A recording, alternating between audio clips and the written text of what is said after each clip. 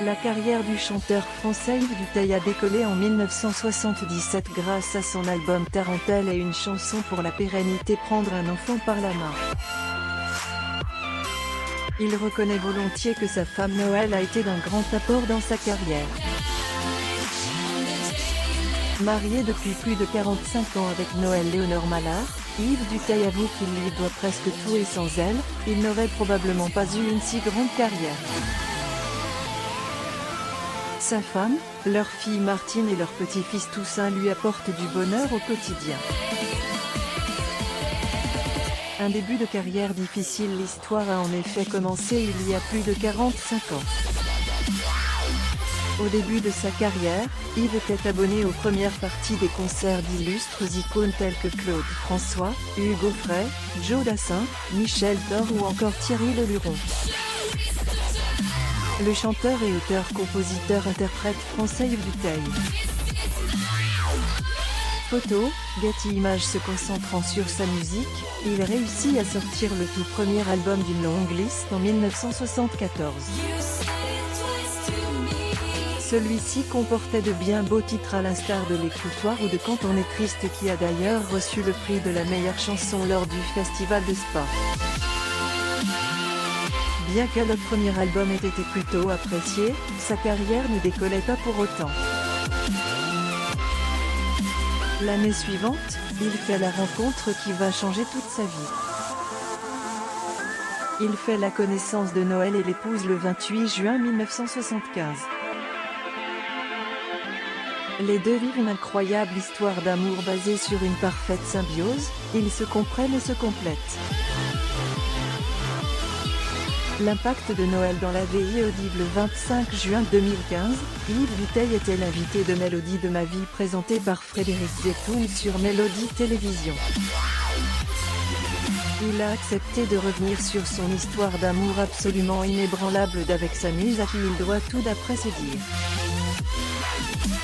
Ils font quasiment tout ensemble. Il révèle alors qu'une fois en couple avec sa fleur, ils ont rapidement commencé à s'organiser. Elle l'a aidé à découvrir un autre aspect beaucoup plus modeste de son art. Il reconnaît que c'est sa femme qui l'a poussé à redécouvrir son métier et à l'aimer encore plus. Yves Duteil et sa femme Noël. Photo, Getty Images. Un an après leur mariage, et donc en 1976, le parolier sort son deuxième album J'attends, qui a été un succès phénoménal. Il lui permet d'ailleurs de décrocher le prix Jeune Chanson du Haut Comité de la langue française. Le succès le met sous les feux des projecteurs et il se fait repérer le directeur du Théâtre de Paris, Gérard Violette. Ce dernier lui propose d'être en tête d'affiche d'un de ses spectacles et la suite est toute écrite. Un autre album Tarentelle, le célèbre titre Prendre un enfant et plus de 1,3 million d'exemplaires vendus. Passion commune pour le social. Yves n'a pas caché le fait qu'il était éperdument et follement amoureux de son épouse. Il est admiratif de la force de caractère de sa Noël. Elle a toujours été à côté dans toutes ses entreprises. Lorsqu'il était maire de la commune de Précy-sur-Marne, elle a même été son adjoint au conseil municipal durant son mandat de 1989 à 2014.